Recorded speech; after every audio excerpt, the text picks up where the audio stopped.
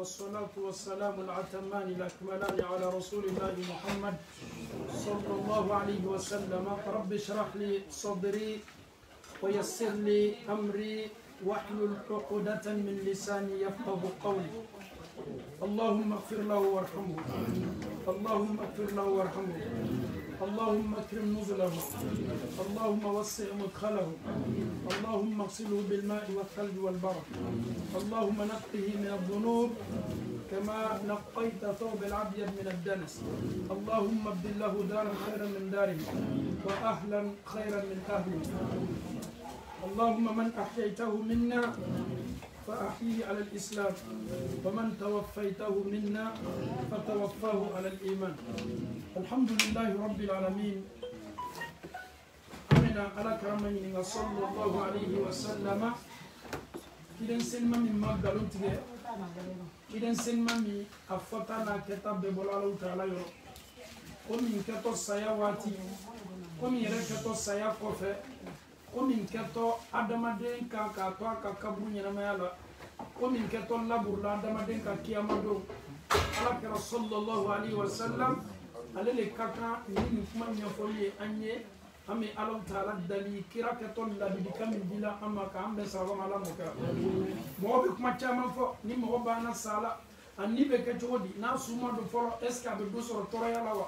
komi olu kɛtɔ a la est ce que a bɛ bɔ a kalama wa n'a suma do fɔlɔ su dɔw bɛ karo kelen kɛ morgi la su dɔw bɛ karo fila kɛ su dɔw bɛ karo saba kɛ est ce que ni adamaden banna sala ni suma do fɔlɔ est ce que tɔɔrɔya bɛ bɔ tɔɔrɔya kalama wa mɔgɔw b'o yɛrɛ maɲininka nin question caman na waati bɛɛ walama maa minnu bɛ sala ji la minnu yɛrɛ bɛ sala tasuma na avion yɛrɛ bɛ exploser la ni minnu ye est ce que olu kɛtɔ kaburu ɲɛnamaya kɛla wa donc ni ala taala sɔnna ala kɛra bɛ na an bɔ nin kɔnɔnafili belebele la sallallahu alaihi wasallam nin ye hadisa ye hadisa min lakala ka bɔ a ka sahaba yɔrɔ an bɛna bita kɛ min ye ka hadisa kala ka ala kɛra kuma kan fasara ni ala ka min nɔgɔya ye عن البراء بن عازب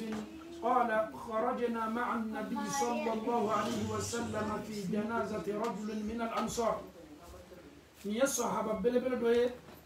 أبي فالصحابة يقول البراء أفتوى يقول عازب أقول لندو أوني على كرب ولا نماني كسباي جنازة ولا جنازة السيادة سوكويا كأدم أدم مالو كأدم أدم بلاسلا أكاكبر يناميالا كبيرة تنبانا مدينة كبيرة تنبانا تلاكولا فانتهينا إلى القبر وأنت على سكبر صلا أم بسبب الكبر صلا واتني ولما يلحد كبر الدنيا بلبل بانا سويلا kaburu deme sugila waati ni kaburu ye fɛn fila ye kaburu dinga bara sugi kaburu demi ye bɔla kɔnɔ a bɛ fɔ le ma ko alahad ko kaburu den sugi waati fajalasa rasulullahi sallallahu alaihi wasallam ala kɛra k'i sigi nema ni kisi ba ye wa jalasna hawla anw fana nana sigi ka ala kɛra lamini ni ka sahabaw lajɛ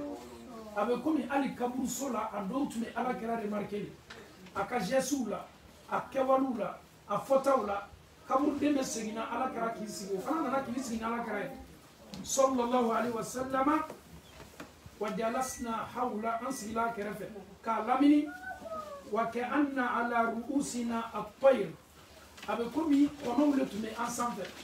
donc nin fana ye koba ye adamaden ka kan k'i janto ko min na kaburu so yɔrɔ min ma fani bɛ i bɛ mankan kelen bɛ mɛn kaburu so la o de ye kɔnɔw mankan ye sahaba ko an nana kana ala kɛra lakori k'a lamini mais an kun sanfɛ kɔnɔw le tun bɛ mankan bɔ la kɔnɔw le tun bɛ wa fi yadihi ud yankutu fil ard yiri dɔ tun bɛ ala kɛra bolo sallallahu alaihi wasallam a tun bɛ kan ka yiri basi dugu la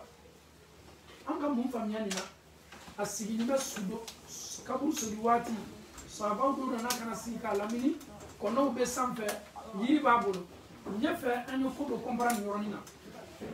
bafuma ni ye remarque min fanga ka bon a bɛ sa fɔla an ka ala kɛra y'a sigira mais a lɔnna hali kɔnɔ minnu tun bɛ sanfɛ an hakili b'a la o b'a yira k'a fɔ ko sahabaw k'i mako don ala kɛra remarqueli la o y'a la sinon hadisa n'a mako tun bɛ kɔnɔ la mais sahabaw bɛ fɛ k'a fɔ an ye le a lɔnna an ni ala kɛra tun bɛ kaburu so la kaburu den tun bɛ segin na waati min a nana ka na sigi an nana ka na a lamini antum tenime ka kono ye sanfɛ kono tun sanfɛ ka sika bɔ an na ka yɛrɛ k'a fɔ tunya na o tun bɛ ala kɛra yalo waati min kɛra tun bɛ kan ka yiri basi dugu la tun bɛ kan ka yiri bisi dugu ma farafa ra'sahu ala kɛra sina ka kun kɔrɔta ka sanfɛla mafilɛ farafa ra'sahu a ka kun kɔrɔta faqala ko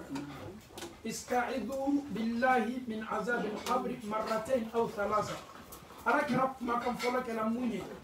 أو يتمني على تعالى أي أو تناك بقبر تريما أي ما فشنا فلا ولا ما شنا سبا أبانا ولا سا على كرابنا أوبارو saya yɛrɛ bɛ kɛ cogo min ni bɛ ta cogo min ne ni e ni bɛna bɔ an na cogo min i kɛra mumini ye i ma kɛ mumini ye ni bɛ bɔ adamaden fari la cogo min ala kɛra kumakan ni dafa ni bɛ ni kumakan ni bɛ sɔrɔ sa la tuma qala ala kɛra bana fɔ la ko a ye duwawu kɛ a ye ala dali a ye aw tanga ka bɔ kaburu tɔɔrɔya ma siɲɛ saba a ko innal abdal mu'min ko ala ta'ala ka mumini jɔn إذا كان في انقطاع من الدنيا وإقبال من الآخرة وني أكواتي دانسلا أكتب ولا الدنيا لومي أكتب الدنيا كتب دانا دومي كي نسي الله هرما وكرويدي أني ببوالا لومي أكتب الدنيا ببا أكتب الله هرما دامنا أني نكمالا مكوزلا أني تي أي سباري أني تي لاتلا دابلا كان دو كونسانتري أداكا نيسا يكودي أني لامني لاتنغالي لامني kera ko soba sallam ni yoroni bela abe komi wati mina laji fana tumeni makononina saya makabani mbali suno pikiri be ke dowla do be lakin do torosola do to yere kalama men ni kelengeli nam be bon ni botoro ya kalama na dialiye inni e boki to sunola na dialiye inni e boki to jiju toro na dialiye inni e boka soro ele yere ta do fe me kangake se ala kera ko sallallahu sallam koni wati bana selima nazala ilayhi malaikatun minas sama ko Allah ta'ala be meleka dole laji ka bo sana ni meleka te folo de meleka gore ule na to folo olule na to ka bo sana meleka mu na to jonye kara ko sallallahu alaihi wasallam bidul wujuh nunu meleka o nyada o kaseni o nyada o gbenime ka anna wujuhahum ash-shams ni kam meleka nunu nyada bi kalika fo ko telemenale ma wati la ele sini mi ka banaba to ko sini mi dengo ma min ka karfa be nam nala esini ma koro ka soro meleka bola sana meleka unana kana si akoro meleka minu nyada ka sini kira fo sallallahu alaihi wasallam ka anna wujuhahum ash-shams ni ko nyada wiye abe mele ba fo ko tle kira bana ko di ma'ahum kafanun min akfanil janna fani le tato bolo kabo arjina kono kasange le tato bolo kabo arjina kono arjina kasange aw manka dunia kasange unina kama fau kasange kamba kasange kanfurucho kasange kanfurumuso kasange kando kasange ja eyere ka dunia kasange kasange don nato folo o ye ni yere kasange lote adama de farkulo kasange o ba yera ka fo ko ni senima ye femba ye Allah Taala yoro aw me adama den sutara cogo mi dugukolo koka asanin koka asutara ka kasangela ala fana ka layiri ta mumini ni ye ale Allah Taala bina mumini ni senima be kasangele folo malakaw be yele arjina kono o be kasangeta arjina kono o be arjina kasabumana tama fo minu ma won lati kono wala ma parfum kasange talo bolo parfum talo bolo ala ba fo ko ye jigi ko karama sera ka wati sela nazala ilayhi malaikatun minas sama melekaw be jigi ka bo sana o nyadaw bani o nyadaw be ka ngamene ba fo ko tle kasango bo bolo ka bo arjine kasango la ani arjine kasabumano hatta yajlisu minhu maddal basar melekaw be na kanana sifo ikoro sadi bambato min la ni me saya la fenga na ya nyakorota net anyakorota be melekaw le ma ani melekaw kasu ni wona o wati la serumu mala hospital la o wati la famu sigini ma koroja ala kam melekaw kasu bambato la katna bambato akana kam flefleka ala kara ko sallallahu sallam no lubana nana kana sigi meleka to kele nato thumma yaji'u malakul maut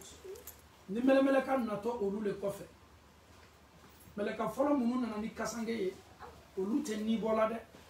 olu bena doron ka sigile ka makononin ke belebele fana nato min nato kana ni bo beni ka bara di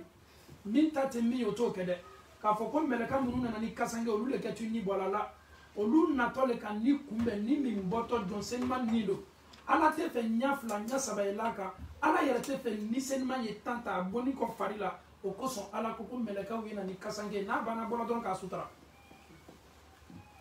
ala karatu sallallahu alaihi wasallam meleka nana ni meleka fana minana ni meleka nana alayhi salam hatta yajlisu inda ra'si dan ni meleka ere nana be siga adama de no kunkoro ike wala mai muso wala mai de ni jangoro jugu yala abena sigi kunkoro nyam macho ni meleka fana mina ere placer o yoro le la ikungola fanfe ni meleka bana nana kira ko sallallahu alaihi wasallam فيقول أيتها النفس الطيبة نملا ملكا كا نوفل لاجي إلى نيسن مبا إلى نيني مبا أخرجي إلى مغفرة من الله ورضوان نملا ملكا با في كي بو نويا بولو ماني على كدين أبي كومي نملا ملكا بنا كومي نما بفكا فنو نغني كوا يبو إبام نويا بولو ما ni meleka be sinka fo adama denye ka anyasi nima ele ni nyanama ele mi meni farisen mana boni alaka die boni noya ye toroya fo itila amesi kata qur'ana aya brema kabanga fasar breta ka faran yoroka allah taala ko ni jonsen mambe sa mami salaka to alako ka as-salaka to ladiriyaka innal ladina qalu rabbuna allah thumma istaqamu tatanazzalu alayhimul malaika ni action ala ka komi foni action fana fanga kabo inni te bonya sima meleka do le digito folo olu le keta foli ko ala ko ka fuye ki kana sla i kana joro itu sla ni ka dunela tigenya ka fo ke eski bedo arjina wala mai tedo eske te jonku na boye olu be sinka fuye ne kuye sla ni joro dabla ala ko ka fuye anyi la sawe do to arjina ko. Donc, elle la sawala kaba, tu as reçu la bonne nouvelle. Ni meleka kan la jey mafana. Puis il est ni selima. Boni alaka dien ani alaka dulmu yafa. Ima bobola farla de ni meleka ba fiyo ko alako ka yafa lima. Alako kiebo kansla. No bana fola bana ba auto min lanima ka saya la finga. Wala ma emi rebe tamana ni be na bo watila. Ni kuma su bana foliye bo ile ni sen mamba ayyatuha an-nafsu at-tayyiba kiraka Allah kan ile ni sen mamba ukhriji bo ila maghfiratin min Allah ye bo kan ni Allah ta'ala ka ya faliye kata Allah ta'ala ma waridwani Allah ta'ala ka die qala fatakhruju nini mesinka bo adama dem farkolo la tasilu kama tasilu qatratu min fi siqa fayakhuzwa ni boli be noya ti la moma comme ni adamade exemple fladila ni adamade ye jimina na kala jimina jimoro so minu to adafe wala ma ni pompe dale ka pompe datu jifitini minu be jigi pompe datu li ko fe doni nyonko mumini ni fana me bo to la akabale na aba sama parce que ya wole kwa e bo no ya boloma don ni be bola ale yere te ni torotuni abato ayala bon no ya boloma no ya mi fana ka to labur la mumini ka de to ya soro la de nanzaat mais do le taka tuguni do tay kafuru le tatina no ya la mais muminu ta de bon no ya Allah taala ko wan nashitati nashta akalla melekaula meleka mumina kana mumini ni bo no ya boloma mais no ya fana to ya be soro la de kira ko sallallahu alaihi wasallam inna lil maut la sakarat tunyana nibo kakuna ale do tun muminu kan yamoli na lo ko nibo kakuna o ba yara ka foko ala kera ka do soro a kolona nibo to yala al na le talu no wala ni betay wala fana adama den ka ko bele folo damna nibo wati de bini ala taala ki da kaba ko bele mi malla buri kan folo abe damna nibo wati ametana ka disay ni bana bola فإذا أخذها لم يدعوها في يده طرفة عين نني بنا بولا سيكون انت دي نيما نفلت لنيكا ni bana bola doro melekaw nana ni kasange ni kabo arjina kono ani kasange ni kasa kadini arjina parfum mawye inni be ta doro kablala comme kabako kabona be adama de mena ni la miri nyanya ale mo becha ka janona fe sugu dumane est ce que bolo be se magalala wa est ce que fenkuru lewa est ce que liquide lewa est ce que fonyo lewa est ce que di lewa ni e femi ala kelende kan ni chogolon ala le be se kumana nika ani meleka munu nana kana bo ani meleka munu ka tabla la kasangela o luta ye mi e dorna bola ala taala be dia ay se bla la kasangela ay singa ferme ala la ni ko bayde o ko so ala taala ko ko kan ni la tanga kwanye ni bo dabla ebe se ki mo nyom na ka a cancer wala ka marfa ke ka faga abona ni la men ni be bo farla nyami ele ere malo ni efemi ebe sin ka ye atila mo sumana donc ala kara ko sallallahu alaihi wasallam ni bana bola ni ne tato ka bla fani ben e fani selmani kono mi argina kasange ni kasaka di ko sere wa yakhruju minha ka atyab nafhatin miskin wujidat ala wajhi al-ard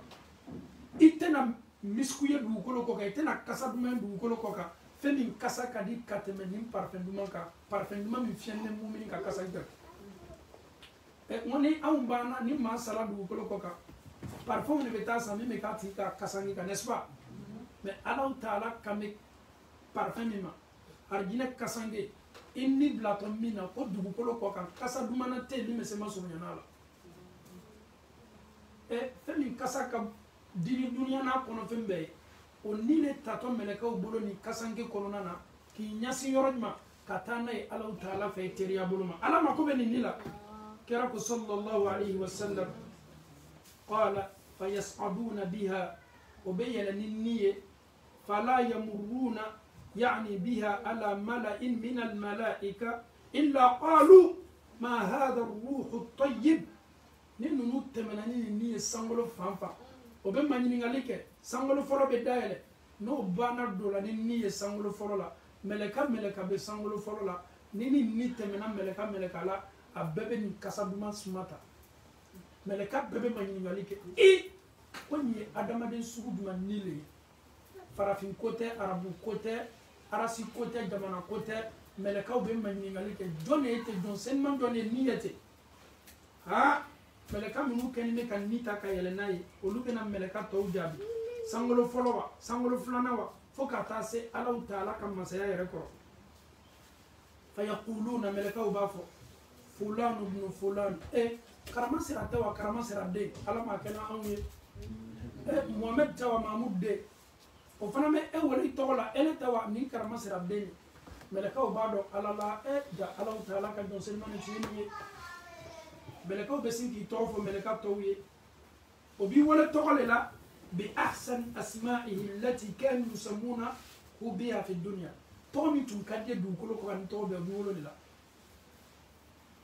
قالوا تقولوا بها بالليلة اسلاميات كثير من اسلاميات باراكوسو ملكاو بافو كرما سيراتوا مي اسلاميات بارا من تو ما تكالا لا ناتو ولا ناكداي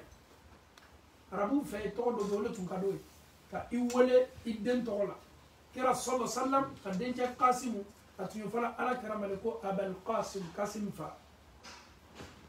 أتمفلا علي مكو أبا الحسن حسن فا دون كل سوء تنقدو لويه دون ملكاو كتو كل لامي تورا دي تورا ميرا ولي تنقد دي دون كلو كوكا ني ملكا تو بتولو دولولا ولو سيغني ما اولو ني ما ولو بي كانكي كا بارفم دوما كاساتا الي را سببولا isina ka kasa dumana chori meleka o ka san fambela ka foli fe e ka juguni musula ya lo e ka juguni deodora ya lo inni be kasange bina atete me yoro la meleka o chema ni kasa mama chori yoro mi bula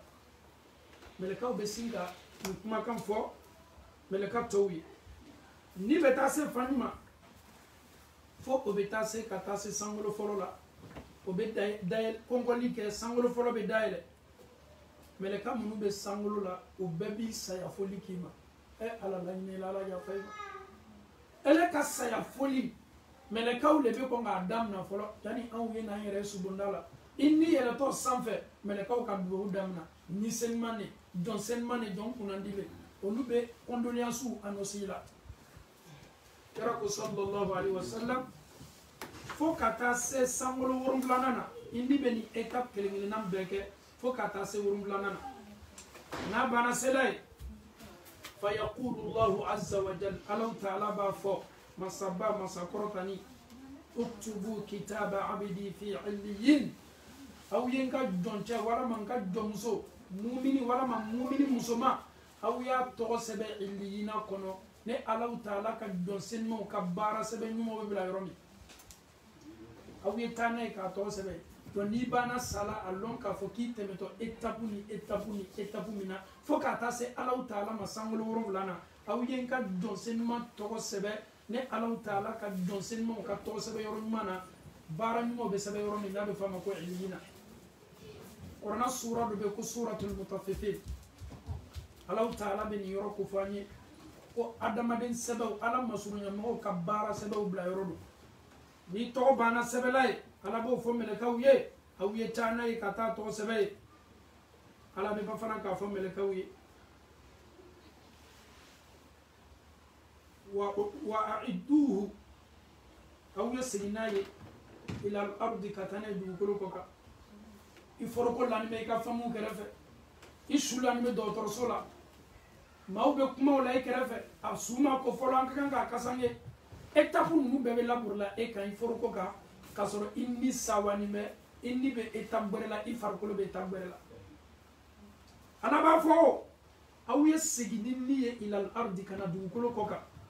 fa inni ne Allah ta'ala minha khalaqtuhum ne alaka adama don dan ka bodu koloni la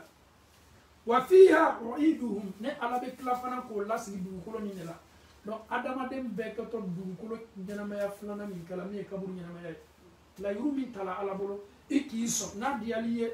yeti lo jila ka bomo la yere ma ki re exploser na dialiye yeto jila suka na ye jega ila kun na dialiye iyere ya fo ko ni sala o yimugu ki mugu bla fambe fe me kaburu nyana maya iki so mi so ke to akela kana ma nyini ngali ke e mo mi mugu lo ke ta kala jogodi o kanno Allah ta'ala ma ay ko ko la yuto ke to le sika foi ta do Allah ta'ala ba fo ko ka sigini niye o watu le bebbe wati mama karama sarabara ko ambulo anya akasange anya suselike anga takatane kaburu sola anga kaburu sogi kakla ka laji kaburu den kono an klalo la ka yiru la ka klalo la ka chengel laji aka ni be makon ni ne la Allah ta'ala e ordi di meleka ma ko ka sigini ni e du ko ka kana ni do farla aw ye étape plani naje ni chenge bana kelika wati mina net maw joni me wati mina ko bono ko sigi meleka o fana be makon ni na abarato laji li makaburu kono abara placer a placer yoro ni ben na ole la teria bolo matuni ala kote ko kan ni la sigi du kolo koro ni le na to kana do farkolo la o wati la en ni do la ma obo kan go ko sigi ele yere be kolo mo minu nana isu do yoro ikulo be do o ka sabra manka una iketo lo no yoro la ka fo ka to la saya e ba no yoro la ka fo atola saya ma ni kelingire na bela ka fo ni étape ni kelingire na bela ka fo ni étape temenani alaka sallallahu alaihi wasallam nika hadisan yoro mafle abe an hakil lagi Allah ta'ala kuma kan ba do Qur'an ko wallahi hatta zurtumul maqabir alhaakum at-takasur hatta zurtumul maqabir aw min burka yiralila bebe na fulu nyina bebe dunya ko bebe diana ko nyina kala ala ko anya an sugula dunya la ka Allah ta'ala to alhaakum la sulani kala aula alhaakum nyinani kala aula alhaakum takasuru chayali ba ka faranyon kadro ele betole la saya be sinkita ni saya kita ele yara be barriere la wati ka fatola sayama ni segila wati minaka do ifari la kito kaburu kono ebe adama de yoro la ba foko ha atola sayama hatta zurtumul maqabir ebe barriere la wati la ka tola sudolino Allah di ka wati sama ke docteur sola mais Allah di ya donc afo Allah kaburu nyana ma ya damnana wati mi antuma ko segina do banin ko la di tolo dola ana samara mankana mais la di ni an kunte se no menako abado adaw tumenanye kaburu sola do ateru tumenanye ajanyo tumenanye abado tumenanye adogo tumenanye akoro tumenanye akulofe do nunu bela awuye chenge kenne de kan kanetoy aw tala kanetoy no abado o yere la ka fo tumena ni singina kanama alaw tala ko nin le yude ta adama de mena adama de la kun tuguni ka woni bo ko taratan ukhra kirako fatu'adu ruhuhu fi jasadi anni bella sigi afarila no bana kera anu yara madu anga mobili kono folo ka bo cimetière la ay kera ka hadisa la wajede kirako sallallahu alaihi wasallama fayatihi malakan o yoroni bela meleka fla benama do yara mobili démarrer folo do ma do ka buri fen kono folo do yara ma bo cimetière yara kono folo ni do la ale kolona la ka foka su do la o yoroni mbela meleka fla be singana fayudlisani meleka fla ni mena kana lasgi aba lasgi jogoni an tala mami la ka kabur dinga fitimi kono ka yiri la ka wala mabiriki la ka bafana ka chenge laji hakili be se sona jogodi ko be se lawuli la ka kabur kono ka lasgi ka maninga kaburu nyana maya ikana miria manyasima aloni to Allah taala bolo kira ka koko fa ka tote sala mona afala ko adama den ka kaburu mumini ka kaburu mena lawolo akoro kalawa sa akoro ikini bolo ko mi bolo goshe abe kima yorbadi moni hakili le bala ka fo alala mo la ka kaburu de mi gono o be se lawula to di ka lasini adon ka fo ki kana sika ala kola masami ki nita na bana fana abi nila sigi farila o kano masawma kirako sallallahu alaihi wasallam fayudlisanihi fayaqulani la malaka fulani mai illa sika klaka fuye ban rabbuk e kan ngali yete man rabbuk itiye jonye fayaqulu alau ta'ala ka don sen ma ba fo malaka wiye rabbi allah ntigi alau ta'ala ni fayaqulani la malaka fulani banga fuye ma dinuka ika dina e dina dumaye fayaqulu ibati la mo kama meleka uma dini al islam ka dina al islam ay fayaqulani la meleka flaba foye ma hadha ar-rajul alladhi bu'itha fikum chamin chila awma ni chatu jonde fayaqul ebe ni ti kama meleka uma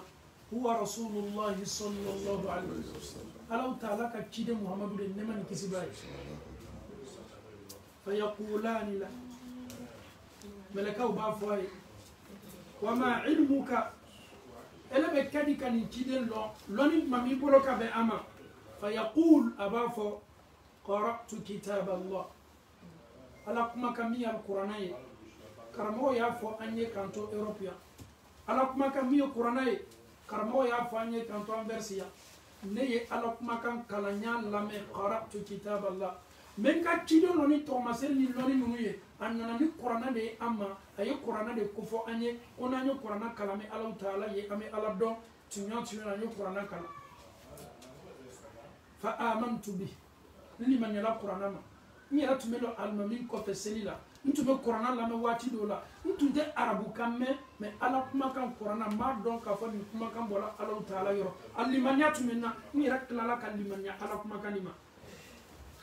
wa saddaqt mbana fana ka kiyatiya fa yunadi munadin fi sama abitola wala likala do wala likaka bo sanfe an sadaqa abidi koni ne ka joye tuatiya like joye min foni ko alala ko limanya la qur'ana ma ay qur'ana kan kama limanya ma ni tuan ka kala ni mu'mini ne confirmation boto sana le wala likala do wala like ko ne ka jon ka min fo kay tuan fo ay qur'ana kala akla la fana kan limanya qur'ana kuma kam donc ni confirmation ni certification ni ka bo sans faire là ka adama de kuma kan seria ni bebe kan ka labori kan ki tuka kaburu kono le ikele pele ke to ni nyana ma kala ini ma fla fo ite ka fala fa afrishuhu min aljanna wa albisuhu min aljanna waftahu lahu baban ila aljanna sawa be ken ka réponse la Allah taala be sawa aba fo kawye lawoli ke aye arjina kono aya ka tapu fenze damna aya ka tapu fenze tapi minutu lamini me ka makono aya ka arjina baliye ka arjina yoro la damna ka arjina nako la damna ka arjina nema la fenze damna awte dawma da awye ba fana ka arjina don fani nyumo dama kasange mi makana ni ye dunia fanu de aka arjina fani nyumo le keto dila ma minu kele nyasiye ka makono awya abiye aka arjina fani nyumo la amfawni ambo Allah taala be pampana ka foy ala karako waftahu lahu baban ila aljanna ko Allah taala ba foko ka bunda do lakaye aka arjina bunda abdoto aka arjina bunda min fe qala fayatihi min rawhiha wa tibiha kasadumana min tumako arjina kasadumana dunya as-sala akasangela ajona dunia lati kono nunu kala ka ala ba fo nunu be parfaitement ye mais ala yere ka arjine kasadumana le dam nan ala ba alla benin do bani mai ka kala ka alla benin kasadumana ala taala be banka fo wa yufsahu lahu fi qabrihi mad basar ala be banka la wasake ayaka kabula inya da sadari ni mo ki loya inya be da romi aka kabu ka to la wallahi wala boni mafleke la di la salon yeti ni le ka fleli dana androbe kita ni ele ki lo kene ma ka fleli ke inya be da romi ki ka kaburu ke to la wasalaite ele ni ala taala che e ka dunya bo nyon de lo bola il lo ye distance la je au ma ye ka fo ko ma minu be sa no be la kaburu dena ko ka kaburu den sere ni me ala ba fo ko ka kaburu la wasakor ka kaburu la wasakor anya da hala wa yatihi rajulun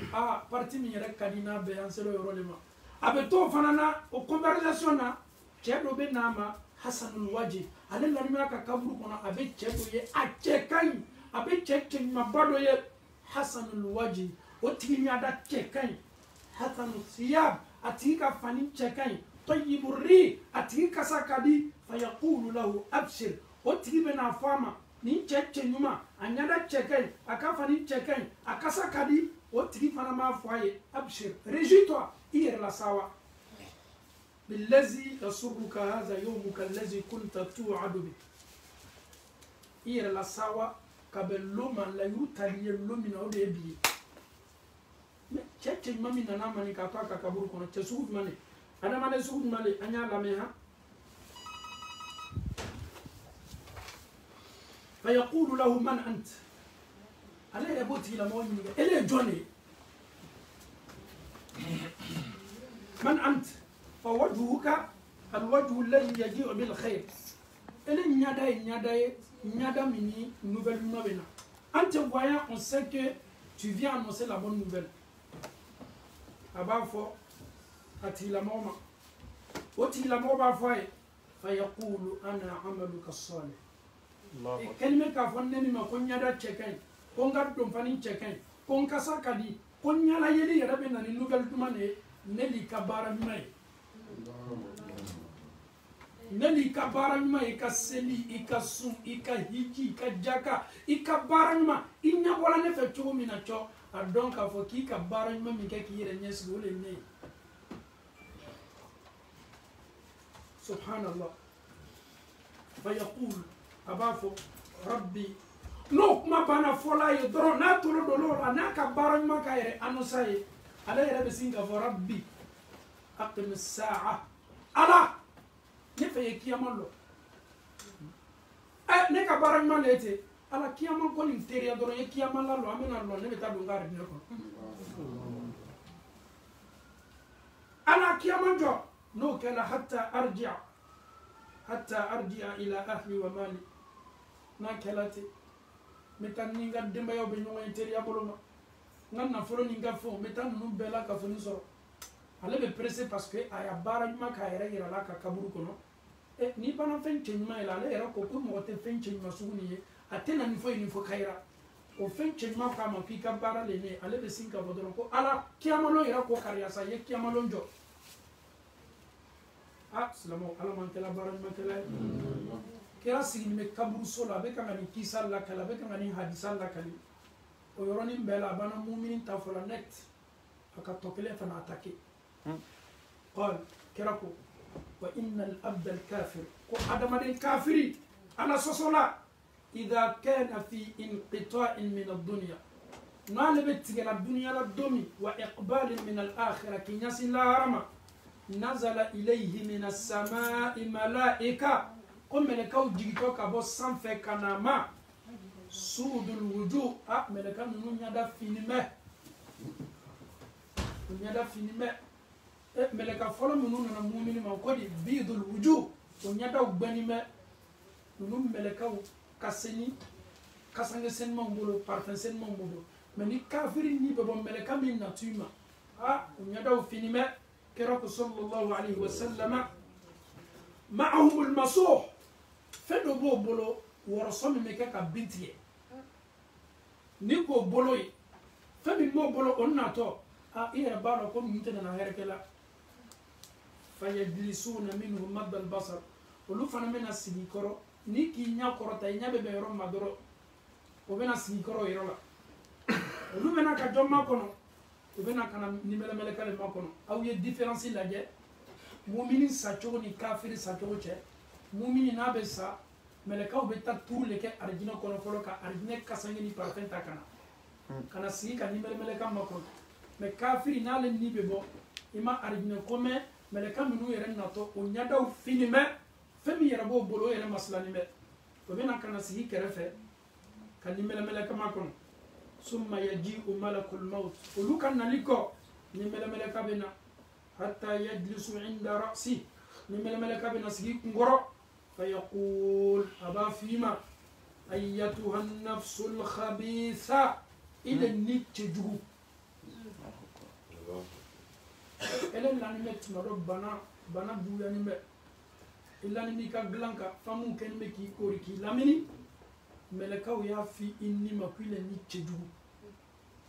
de taki folo mi adama den kan yana ma ya laban wale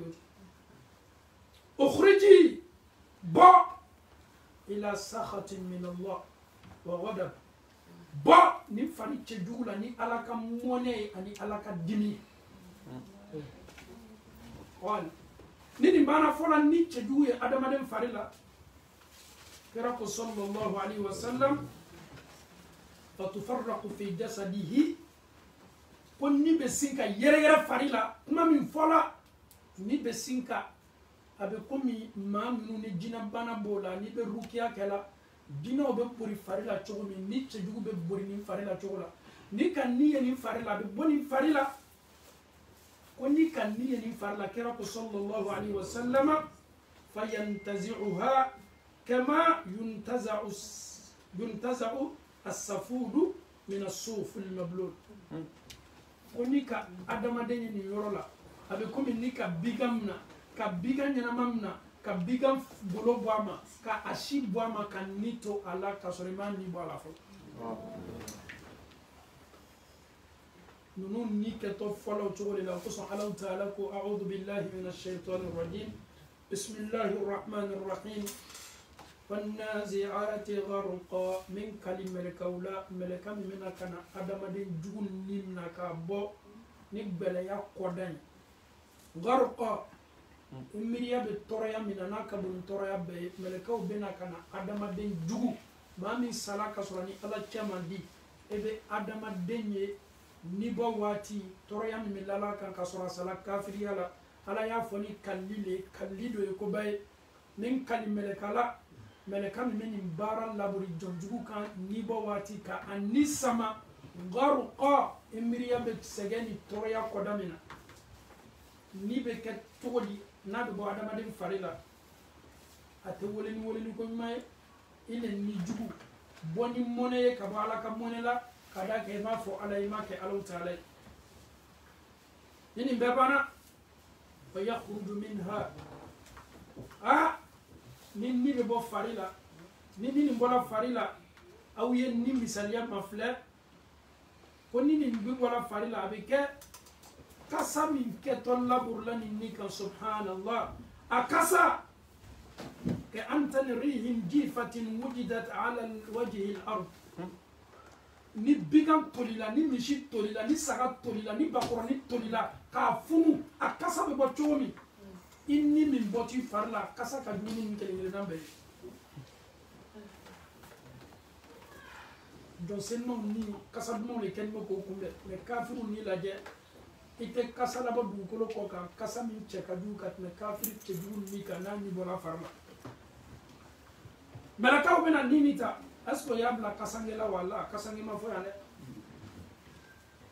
ala kɛra ko sallallahu alaihi wasallam fayas'uduna biha mɛlɛkaw bɛ yɛlɛ ni nin ye fala yamurruna biha ala mala'in min al-mala'ika o tɛ tɛmɛ ni nin ye mɛlɛka la ka bɔ mɛlɛka gurupu la illa qalu fo mɛlɛkaw b'a fɔ ma hadha ruhul khabis nin ye mun ni cɛjugu ye فيقولون ملكا منو كلمة كان نيتا كايرناي وبافو فلان ابن فلان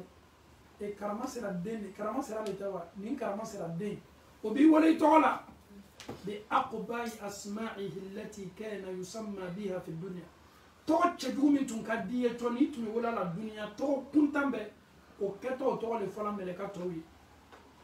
حتى ينتهي به إلى السماء الدنيا fo bɛ taa se sankolo fɔlɔ la duniya sankolo min bɛ an sanfɛ ni sisi bɔla yen sankolo fɔlɔ min bɛ fini bɛ taa se fa yustafta mɛlɛka minnu kɛlen bɛ k'i ni ta ka yɛlɛ olu bɛ da kɔkɔ o b'a fɔ k'o ye autorisation dɔ bɛ yɛlɛ san na fala yuftah la mɛlɛkaw b'a fɔ ko ni cɛjugu nin tɛ yɛlɛba sanfɛ da tɛ yɛlɛ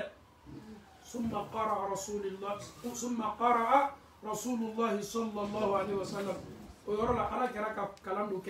نماني كسباي أي الله تعالى كما كان كرافودي أعوذ بالله من الشيطان الرجيم لا تفتح لهم أبواب السماء ولا يدخلون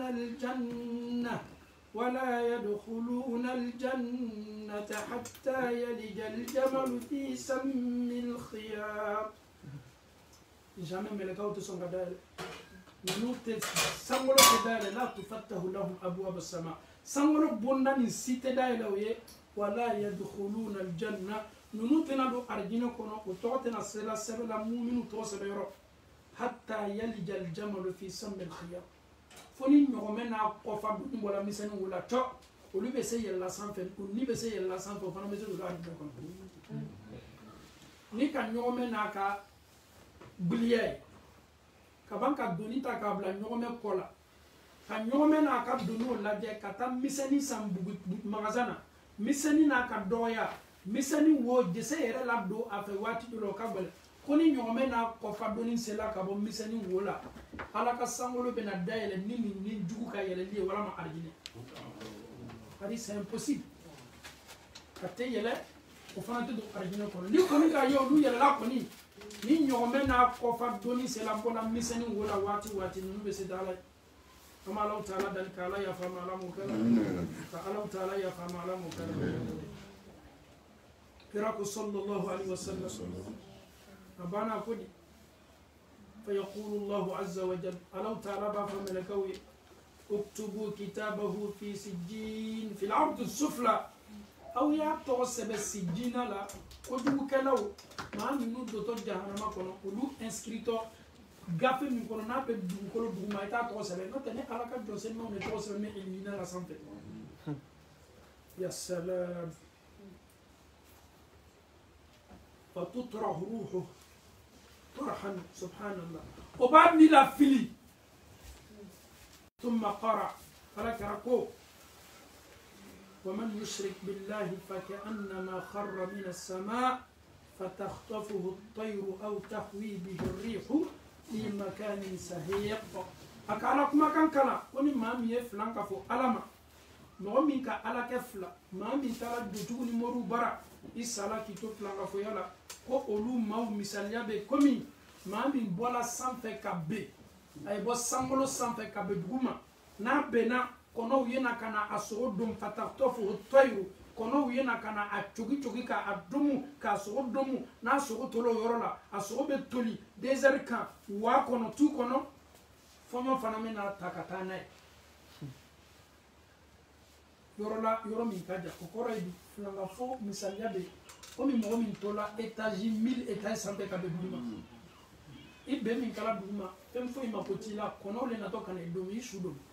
isu fana pone ba ka mo toro fonyo fana mena do ka takatana yorola ika mo tiye ini mo te kontakila min toro ya le labortuka mami musa to ko to flanga fo yala ha nini mbana kala o wati la abrako subrako mo ere malo ko kafiri tumaro slantan ere mo sawani me go ka veye ni leve de korula asube laji wati mina cho ala taala ba fo ala karako fa tuadu ruhuhu fi jasadi annibna lasigi afarila wati mina ni chenge bana kala ka wayatihi malakani malaka flabena ma fayudlisanihi obena lasihi fayaqulani la meleka flaw ba foye man rabbuk elati ye jonye fayaqulu min ti ba fo meleka wiye ha la adri ala karakum makani ti sallallahu alaihi wasallam akajabi ke to miye ha la adri ne malo فيقولان له فلكوا بافواي ما دينك دينك من تفيك دينه فيقول أبا فملكوي ها لا أدري ها انت كلام انتادو فيقولان له ملكوا بافواي ما هذا الرجل الذي بعث فيكم مريم مميلا حكيل نتاج مميلا بس مفولا نينشكا الله تعالى يتشمتي أوما فيقول أبا فملكوي ها لا أدري ماذا فينادي مناد من السماء ولدي كلام ولدي كابو سانفا أن كذب أيكوكو لم نكو ها قالوا تيلادو ويا فلادو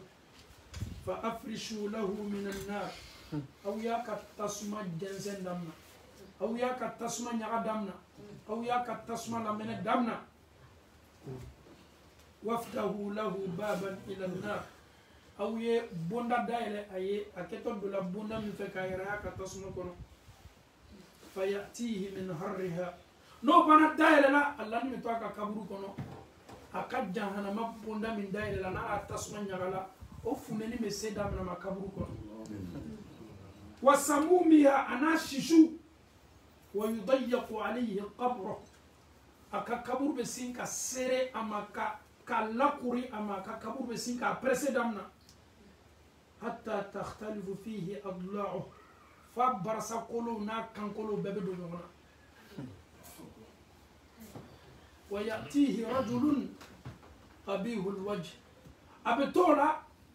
أكا جهنم فنني بوندا دايل لاو أكاد جهنم فنين دامنا هي ركنا ما ينقل يقولا على كرك صلى الله عليه وسلم القبر إما روضة من رياض الجنة أو إما حفر من حفر النار قبر أرجنا بارتيدوي جهنم فنانية قبر إكا أرجنا سفر لكم إكا جهنم سفر كم يجومان كلالي ناكا جهنم بوندا دايل لا أو فنين مسينكا سيندامنا ما كقبر كنو ترى دمنا أقولوا نبرس أقولوا فنا بالسرنيونا كراكو صلى الله عليه وسلم ويأتيه رجل شدو بنامه قبيه الوجه نين شنيا دا شكاجو قبيه الثياب أكفني شكاجو ممتن الري أكساكا بلين فيقول نين تشجوني نين كسا تشجوني بلوكي تشجو بتشنين كانوا بافواي Abshir, réjouis-toi, ja mani abese fola adamadema réjouissance arabukana ja anni ko dube se foliye ira la sa wala ma nouvelle ma kon nouvelle min dituma aba foye billazi yasuuka hadha yawmuka bi femi keto kalima torya bay allazi kunta tu'ad femi na la yurutun taliye alau ta'ala bul fayaqulu أنا يرنا نيم توابا فمن أنت إلى جوني فوجهك الوجه يجيء بالشر إلن يدا من الجمع فيقول من يدا تجوبا فوي أنا عملك الخبيث نلي كبارة تجوي فيقول على بسنغافو ربي انتي على لا تقيم الساعة كان كياما له على رنا تنتظر كياما له على كبارة تجوي لي فوي أنفوني أنبو رواه الإمام أحمد وأبو داود ورواه النسائي وابن ماجه وصححه الحديث عن الإمام الألباني في الصحيح الترغيب والترهيب ني حديثي ني شيخ الألباني أنك حديث كرمو ناي حديثاني لكنيا فمن فهم يا حديثاني كنو في رسول الله عليه وسلم أي أدم أدن سيور مفلا كفو أني مؤمنين نبوچو أني مؤمنين كان ينغالي كچو كافر فنان نبوچو أني كافر كان ينغالي كچو أمي الله تعالى دني كعلى يا فأم بما على مكان أمي الله تعالى دني كبنكنا كأنكل من بما على مكان أمي الله تعالى دني كعلى ينسر يسمع كان أم بما الله تعالى على مكان